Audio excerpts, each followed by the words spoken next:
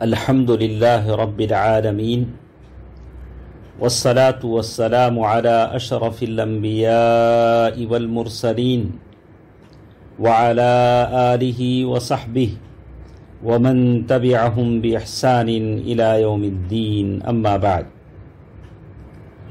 محترم بھائیوں اور بہنوں، اللہ تعالی مجھے اور آپ تمام کو عافیت میں رکھے، دنیا اور آخرت کی نعمتوں سے مالا مال فرمائے۔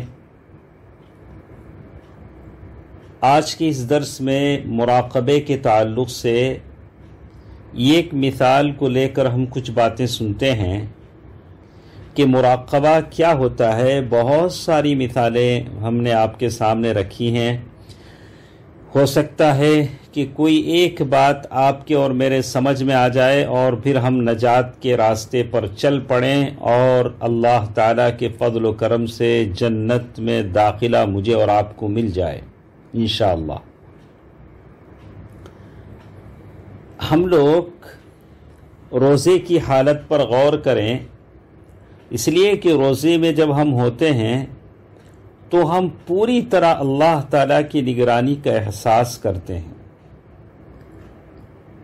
اور ہم جب روزے کی حالت میں ہوتے ہیں تو بالکل بنا کھائے پیے رہتے ہیں، اذان کا انتظار کرتے ہیں، سورج کی غروب ہونے کا انتظار کرتے ہیں، نہ ایک گھونٹ پانی پیتے ہیں اور نہ ہی کوئی معمولی چیز بھی کھاتے ہیں یہاں تک کہ سورج غروب ہو جائے۔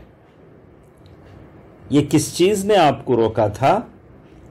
کوئی آپ کو دیکھتا تو نہیں تھا، تنہائی میں جا سکتے تھے، پانی کا گھونٹ پی لے سکتے تھے، کوئی چیز کھا لے سکتے تھے، لیکن جس چیز نے آپ کو روکا تھا وہی مراقبہ تھا، اللہ تبارک و تعالیٰ کے نگران ہونے کے احساس، کہ اللہ تبارک و تعالیٰ آپ کو دیکھ رہا ہے۔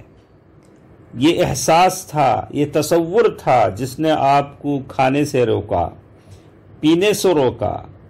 لیکن جیسے ہی بہت سارے ایسے ہیں روزہ افطار کرتے ہیں تو پھر اپنی نگاہوں سے حرام دیکھ لیتے ہیں، کانوں سے حرام سن لیتے ہیں، اور بہت سارے وہ کام کرتے ہیں جو روزے کی حالت میں کرنے کو اچھا نہیں سمجھتے تھے۔ تو یہ ایک طرح کا تضاد، ٹکراؤ، تناقض ان کی زندگی میں نظر آتا ہے۔ روزے کی حالت میں ایک طرح کی کیفیت ہے، روزہ ختم ہو جانے کے بعد ایک طرح کی کیفیت ہے۔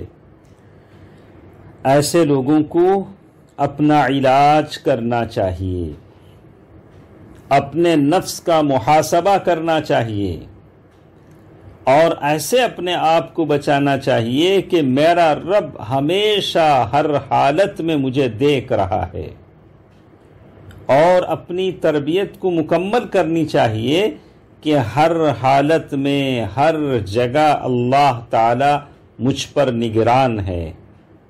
اگر یہ چیز ان کے اندر پیدا ہو جاتی ہے، اسی کا نام ہے مراقبہ۔ اس لیے کہ آدمی کا دین اور مراقبہ، رب العالمین کی نگرانی کا احساس آدمی کو گناہ کرنے سے بچاتا ہے۔ کوئی طاقت، فوج، پولیس آپ کو اور مجھے گناہ کرنے سے نہیں بچا سکتی، لیکن اللہ تعالیٰ کی نگرانی کا احساس اگر ہے تو ہم گناہوں سے بچ جاتے ہیں۔ اور جس معاشرے کے لوگوں میں تصور آ جائے کہ اللہ تعالیٰ دیکھ رہا ہے تو وہ معاشرہ سدھر جاتا ہے۔ اور اسی لیے کہتے ہیں وَإِذَا أَرَادَ اللَّهُ تَعَالَى عَبْدًا بِخَيْرٍ، جب اللہ تعالیٰ کسی بندے کے لیے خیر چاہتا ہے تو اس کے دل میں توفیق کے بیج کو بو دیتا ہے، اور پھر رغبت اور رہبت، اللہ تعالیٰ کی نعمتوں میں کی خواہش اور جہنم کے ڈر کے پانی سے اس بیچ کی سیرابی ہوتی ہے، اور پھر مراقبے کی دولت اسے حاصل ہوتی ہے، اور پھر اس کے لیے ایک علم عطا ہوتا ہے جو اس کی حفاظت کرتا ہے، اور وہ ایسا آدمی بن جاتا ہے جس کو ہمیشہ اس بات کا احساس ہو کہ اللہ تعالیٰ اسے دیکھ رہا ہے۔ اسی لیے ہم کہتے ہیں کہ اگر ہم اللہ تعالیٰ کا ڈر چھوڑ کر، مراقبہ چھوڑ کر، اللہ تعالیٰ کی نگرانی کا احساس چھوڑ کر یہ سمجھیں کہ قانون، سپاہی، پولیس یہ آدمی کی حفاظت کریں گے، اسے غلطیوں سے بچائیں گے، گناہوں سے بچائیں گے، تو یہ بات صحیح نہیں ہے۔ اس لیے کہ قانون چلانے والا کمزور ہو سکتا ہے، جب وہ کمزور ہو جائے گا تو گنہگاروں، خطاکاروں اور گناہ کرنے والوں کی ہمتیں بڑھ جائیں گی، اور رکھوالا کبھی سو جا سکتا ہے، سپاہی، پولیس کبھی سو جاتے ہیں، اور قانون کبھی بدل لیا جاتا ہے، اور جرائم اور فساد بڑھ جاتا ہے، جیسے آج کل کی زندگی میں ہم دیکھ رہے ہیں کہ سر عام عزتیں لوٹی جا رہی ہیں، گھروں میں ڈاکہ زنی ہو رہی ہے، اور یہ ساری چیزیں اس وجہ سے ہیں کہ ایک اللہ کا تصور دلوں میں نہیں ہے۔ اگر اللہ کا تصور دل میں آ جائے، اس کے نگرانی کا احساس آ جائے، تو پھر یہ سارے جرائم ہرگز نہ ہوں، اور معاشرہ ویسے بن جائے جیسے مدینے کا معاشرہ تھا۔ اسی لیے کہتے ہیں فَمُرَاقَبَةُ الْحَقِّ تَعَالَى هِيَ الْمُوجِبَةُ لِكُلِّ صَلَاحٍ وَخَيْرٍ۔ دوستو عزیزو، اللہ تعالیٰ کی نگرانی کا احساس یہی ایک راستہ ہے جو قوموں کو، ملتوں کو صلاح اور خیر کی طرف لے جاتا ہے۔ ہو سکتا ہے یا جلد یا دیر سے، لیکن یہی ایک راستہ ہے جس سے قومیں سدھرتی ہیں۔